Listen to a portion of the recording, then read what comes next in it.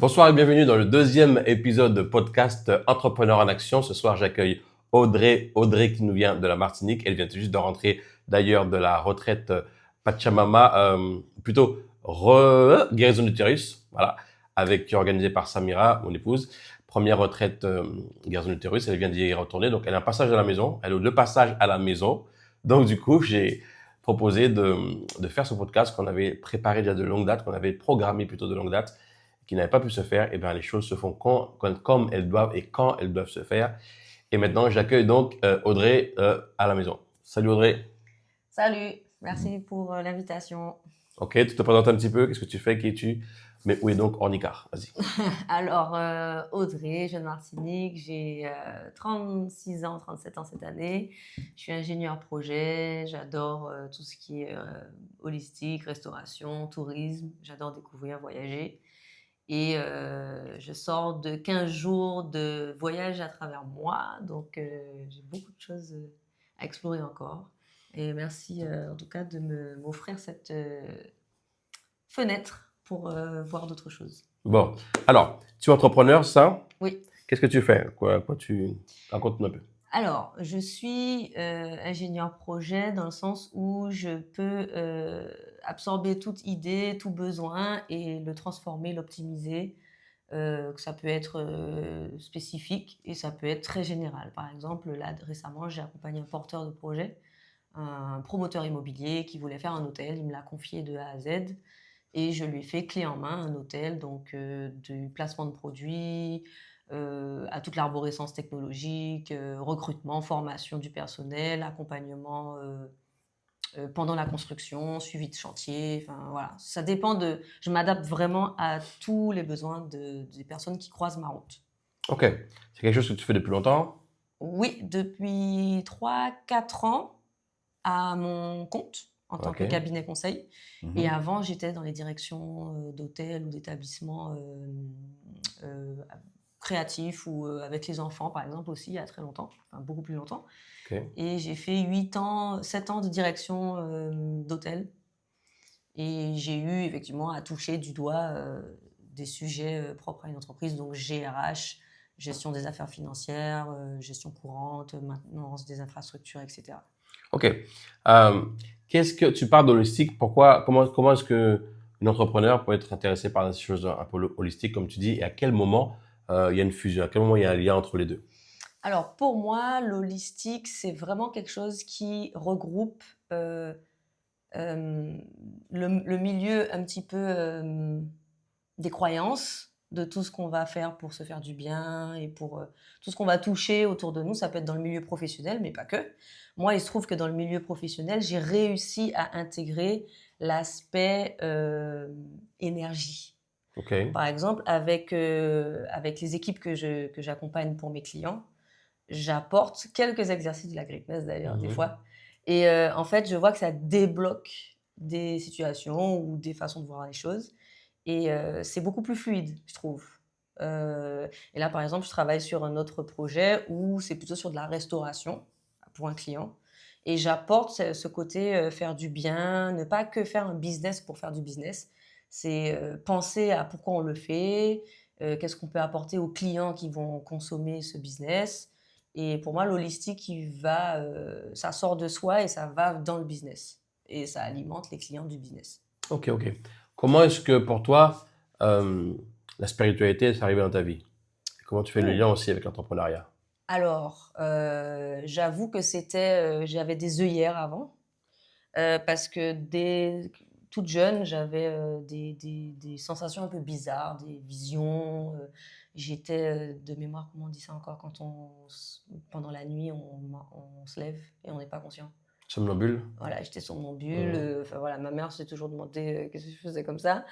Et en fait, au fur et à mesure, ben, aux enfants, on dit mais non, tu as rêvé ou non, c'est pas ça. Et je me suis coupée de ça. Et puis, j'ai fait des rencontres de personnes qui étaient ultra connectées ou bien des personnes qui avaient des visions aussi. Et c'est devenu plus normal. Mais je ne pouvais pas en parler à tout le monde parce que ressentir des choses, soit c'est du mystique, voilà. Donc c'était un petit peu quelque chose de secret, on va dire. Et depuis que j'ai fait la greatness, c'est quelque chose voilà, aujourd'hui, j'assume pleinement, j'en parle pleinement en famille. Par exemple, ma mère, ma grand-mère, elles sont au courant que je suis partie faire une retraite avec des plantes médicinales. À la fois, on en a fait aussi l'année dernière. J'ai raconté à ma mère en me disant, bon, de toute façon, qu'elle y croit ou pas. Donc, ma spiritualité, en fait, elle a toujours été là, pas aussi forte qu'aujourd'hui. Ok. Mais c'est vrai qu'aujourd'hui, je la mets dans tout, dans toutes les sauces. Amicale, travail. Comment tu la mets dans le travail? Dans le travail, ça a été beaucoup plus facile que je le croyais parce qu'en fait, je passe sur le rapport humain, d'abord, Ok. sur le rapport Tu humain. peux Donc, donner un exemple concret? ouais, par exemple, j'ai des équipes, une jeune équipe que j'ai recrutée et accompagnée, formée. Et en fait, ils étaient tous soit novices dans le milieu de l'hôtellerie, soit ils avaient déjà une petite carrière, 2 3 ans, mais en fait, ils savaient pas trop vers quoi j'allais les amener. Et en fait, j'ai commencé d'abord par des tests de personnalité, Ok. d'abord à savoir qui sont-ils, avant de savoir qu'est-ce qu'ils savent faire. Et ensuite, on est arrivé beaucoup sur du coaching, si je peux parler de coaching, sur des exercices, des tests entre nous, parler de nos grands rêves, parler de ce qu'on veut. Et en dernier lieu, je suis partie sur la partie connaissance, théorie, faire des cas pratiques, etc. Mais d'abord, je suis passée sur l'aspect qui es-tu, qu'est-ce que tu veux dans la vie. Par exemple, ils ont appris aussi à se reconnaître entre eux, qu'est-ce qu'ils apprécient chez l'un, chez l'autre, chez eux-mêmes aussi. Et en quoi ça, c'est une démarche spirituelle pour toi? Parce qu'après, je parle d'énergie Ok. avec eux. Je parle d'énergie en leur disant, voilà, quelqu'un qui veut partir, c'est OK. Quelqu'un qui arrive du jour au lendemain et qui a quelque chose à nous apporter, il faut réussir à capter qu'est-ce qu'on peut prendre. Donc, c'est pas palpable pour eux. C'est quelque chose qu'ils n'ont pas. Ils me disent, c'est la première fois qu'on a une approche de ce style-là. Et Pour essayer de comprendre, quelqu'un qui part, où est le rapport avec l'énergie? Quelqu'un qui part, parce que la personne qui a une volonté de partir ou qui est attirée ailleurs, ouais, la retenir, pour moi, c'est pas une bonne chose. ok, Non seulement pour cette personne et pour nous, c'est-à-dire que l'organisation, si on est là en train de s'attacher, et ça a été un gros exercice pour moi dans ma vie aussi, ouais, d'apprendre à lâcher en fait. En fait, moi, on m'a toujours traité de quelqu'un qui lâche pas, qui lâche ouais, pas l'affaire, je vais au bout des trucs et tout. Et en fait, j'ai appris avec la fitness aussi à me dire, ok, c'est que c'est pas pour moi. ok, Donc pour moi, c'est dans ce sens-là que je vois ça. Le côté énergique dont je parle, c'est ça. ok, ok. Et alors, une question que je voudrais poser, tu viens de ressortir de la jungle, Oui. ok, tu as fait cette retraite, 14 jours à l'intérieur, sans téléphone portable. Comment ça a été pour toi? Ça a été difficile par rapport à tes affaires, par rapport à ton business? C'était ok Ouais, parce que alors j'ai eu des événements pendant que j'étais pas là. ok, Donc j'ai organisé en amont.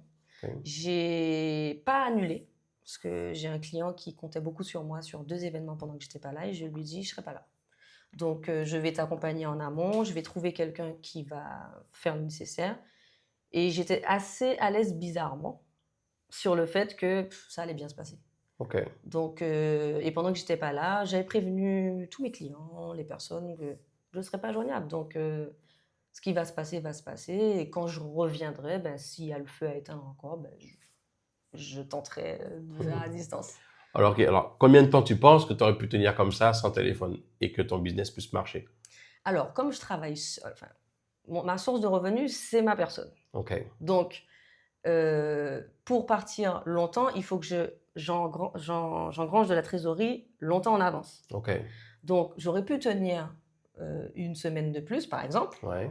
mais tenir 1 mois, 2 mois, pour l'instant, j'y suis pas encore. Comment on fait pour y arriver? C'est quoi le plan pour y arriver? Le plan, c'est de se dire, si, admettons, dans 3 mois, je veux disparaître, Mhm.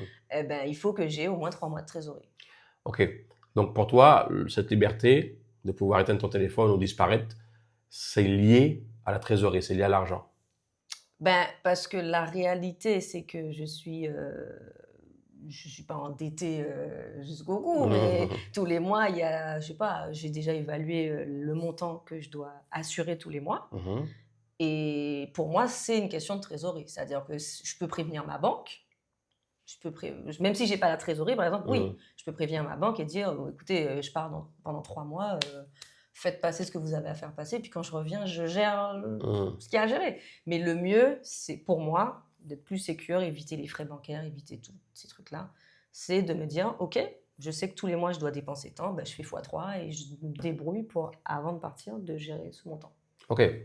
Et si le problème n'était pas là, si le problème n'était pas au niveau de l'argent ou de la trésorerie, si le problème était justement, c'est quelque chose que tu as mentionné tout à l'heure qui me semble à entendre effroyable. OK. C'est je suis la société en fait, je suis le capital de la Oui. société. C'est-à-dire que euh, tant que ce sera comme ça, comment les choses peuvent changer, comment est-ce que si à chaque fois il faut que j'engrange et après je pars, après j'engrange, après je pars, Mhm. comment est-ce qu'on peut faire évoluer ça en fait? Alors, j'ai plusieurs pistes, parce que bien évidemment, dans 2-3 ans, je ne me vois pas faire ça. OK. Dans 2-3 ans, je me vois avoir 2 ou 3 business qui tournent tout seuls, sans moi, et OK. me faire plaisir sur des projets ponctuels, comme ce que je OK. fais aujourd'hui. Donc moi, ce que j'aime, c'est vraiment... C'est quoi ces deux, trois business? Alors là, je suis en train de travailler sur mon restaurant Mhm. que je vais ouvrir, j'espère cette année ou au Et qui pire va l'année gérer ce prochaine. restaurant? Ben, des salariés et ma mère m'accompagne dans l'aventure. Ta Mais mère, elle a quel âge? ma mère, elle a 65 cette année. Non, mais bon, C'est pas après, jouable. c'est pas moi en tout cas qui vais gérer au quotidien. Ah, c'est qui? Ben, du personnel, il faut Du les personnel? former, les Un accompagner. restaurant? Ouais, Tu sais comment ça fonctionne un restaurant? oui, oui. Et tu penses vraiment que tu vas trouver quelqu'un tu vas mettre à ta place, tu vas investir ton argent dans un restaurant et mettre quelqu'un là pour toi et qui va gérer tes affaires Ben écoute, et pouvoir toi te détacher? m'en détacher tous les jours, Avec ce que non. tu as vu déjà en accompagnant les gens, hôtellerie, peu importe tout ça, est-ce que tu vois vraiment est-ce que tu vois vraiment ce restaurant avec quelqu'un qui le gère et toi t'en détacher? Parce qu'on parle de ça. Oui, c'est ce que j'ai en visualisation. OK. Quelque chose d'assez simple, pas une restauration très lourde, quelque chose de très léger. Je suis allée regarder quand je vais en déplacement professionnel, je regarde souvent sur Paris par exemple ou au Canada, je regarde souvent les petites enseignes qui se sont bien démultipliées. Ouais. J'ai une amie aussi qui a ouvert son réseau de franchise à Paris et en fait au fur et à mesure elle arrive à se détacher, à mettre en place des process.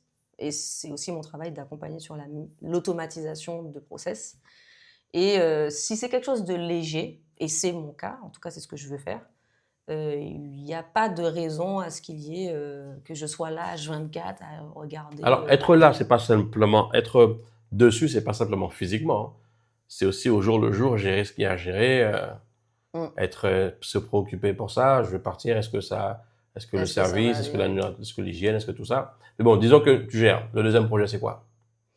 Le deuxième projet, c'est un jardin partagé en Ouais. communauté. Ok.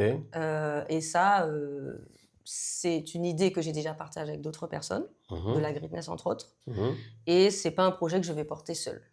Mais Ok. j'aimerais beaucoup avoir dans l'environnement de ce projet une antenne de style boutique ou supermarché coopératif. Mhm. Mais ça, c'est beaucoup plus lourd. Il y a tout un crowdfunding à faire. Il y a c'est Et pas ça, dans c'est mon là dans temps. un an. Non, non, non, non, non. Donc, Ça, c'est dans qu'est-ce qu'on fait? ma Qu'est-ce liste. qu'on fait?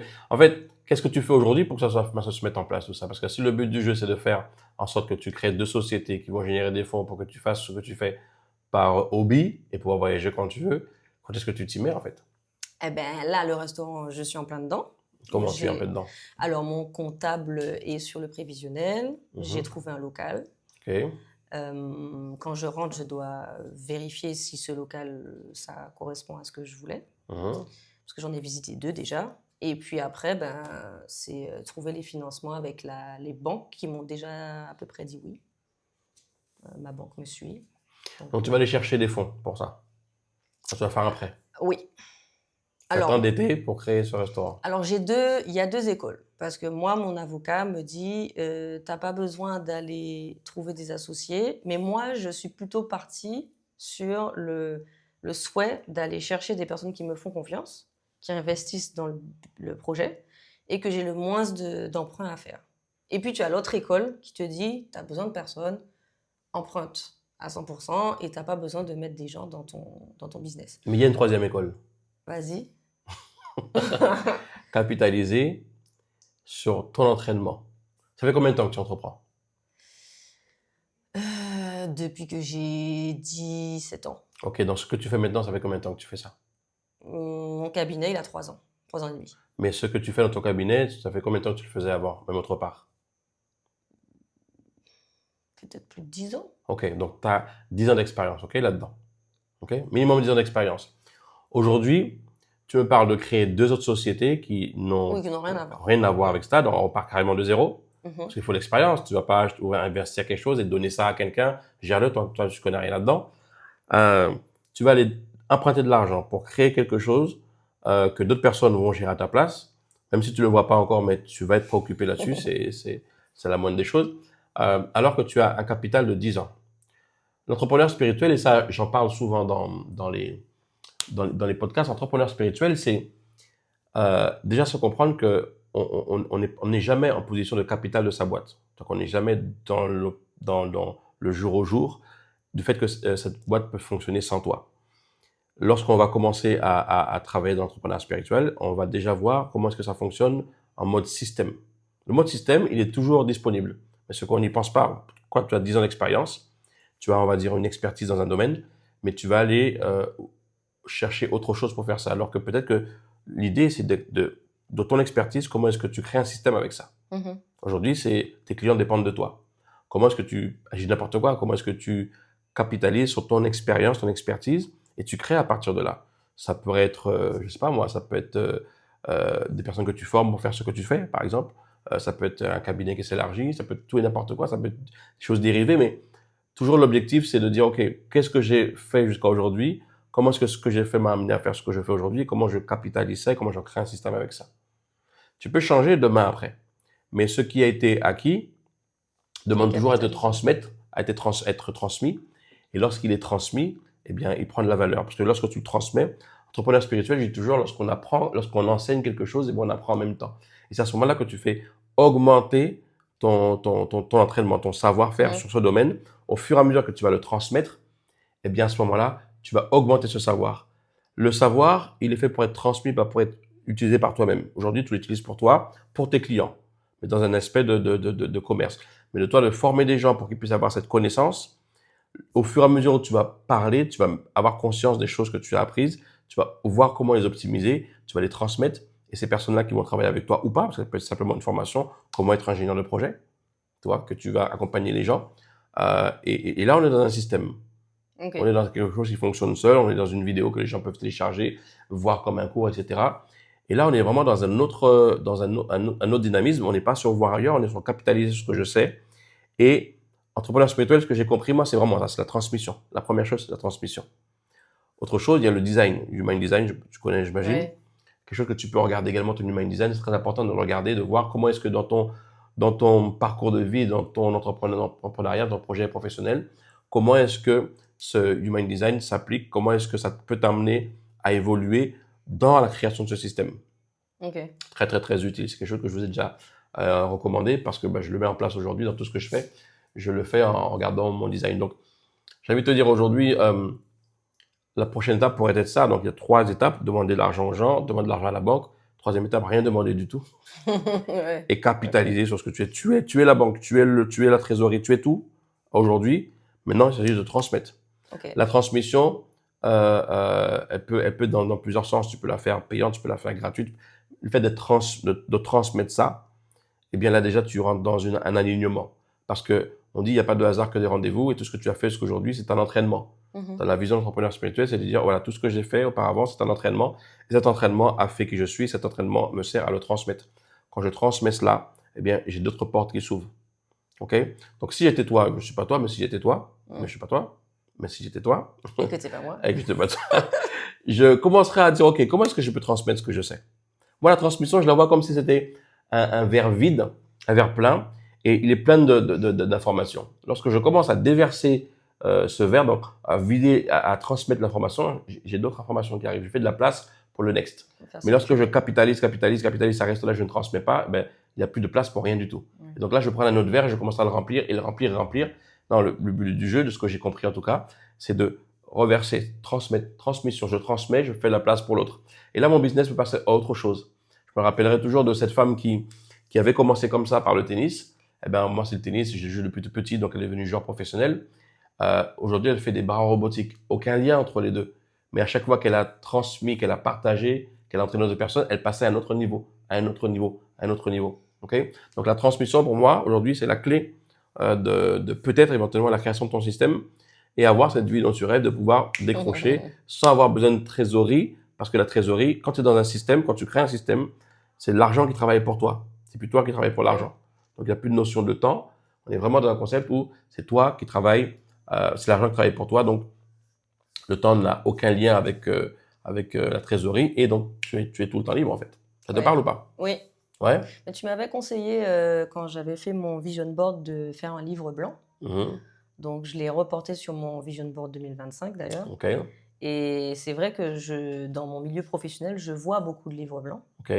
Qui sont soit en général c'est des technologies qui le mettent à disposition gratuite. Ok. Ou alors qui est payant. Mais bon, c'est une vingtaine, une trentaine d'euros.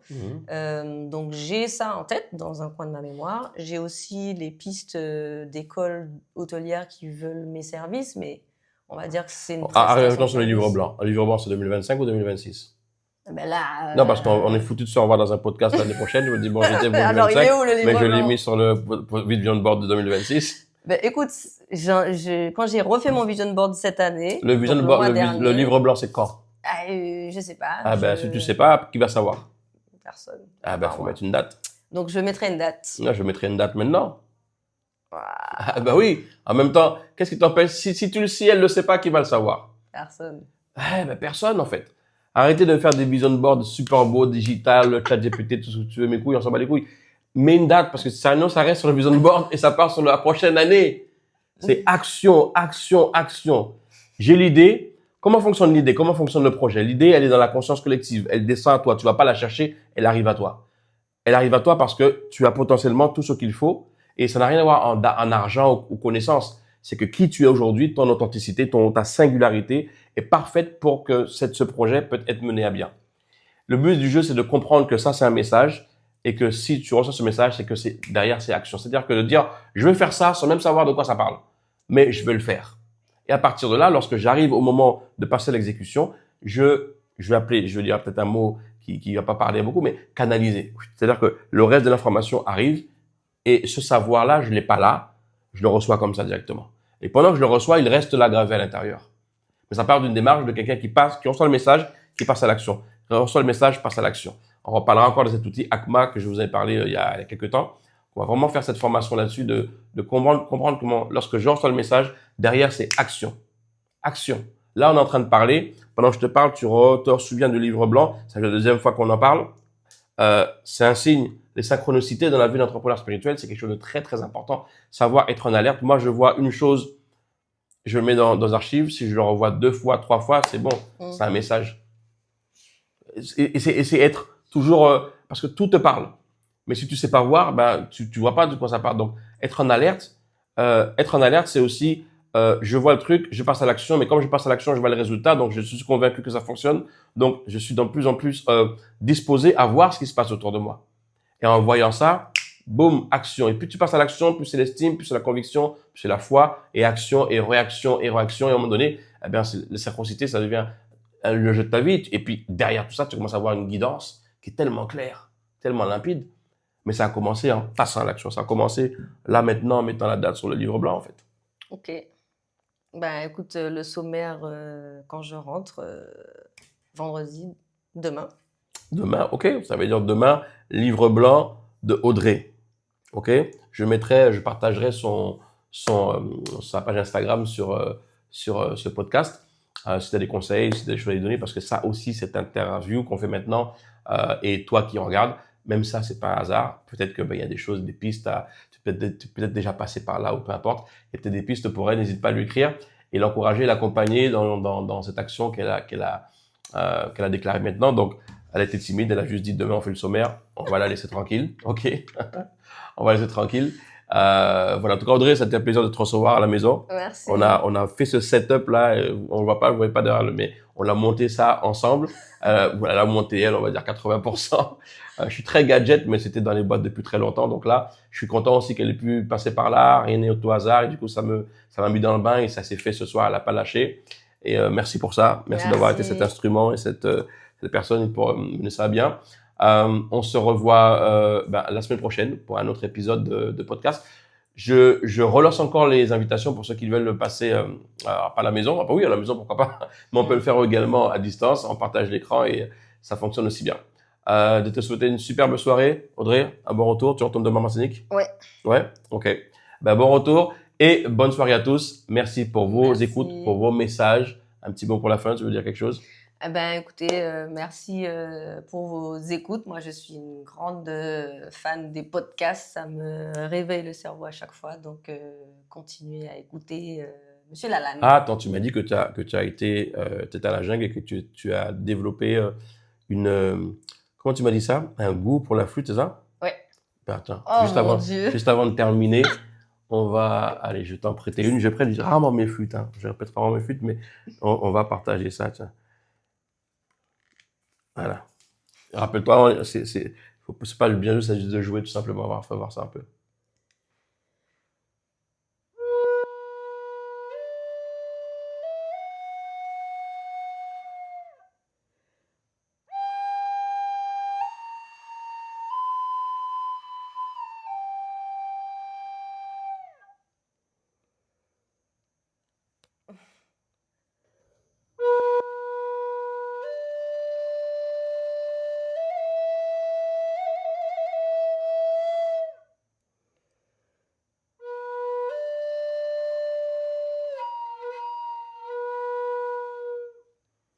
Ah bah ok, on applaudit, bravo, bravo. Voilà, c'était Audrey, elle revient de la retraite, elle a été inspirée par ça. Une invitation pour toi, c'est de continuer à pratiquer. C'est une musique qui vient du cœur, c'est pas des notes que tu apprends, c'est vraiment un souffle qui vient du cœur et c'est une super méditation. Je vais d'ailleurs commencer à en mettre également en ligne des méditations que je vais faire avec les flûtes. Là, on a une flûte qui est sur la couronne, ok, parce que chaque flûte que tu vois derrière là, c'est une flûte par chakra. Et j'en parlerai plus tard. Allez, bonne soirée et à bientôt. Salut. Bye.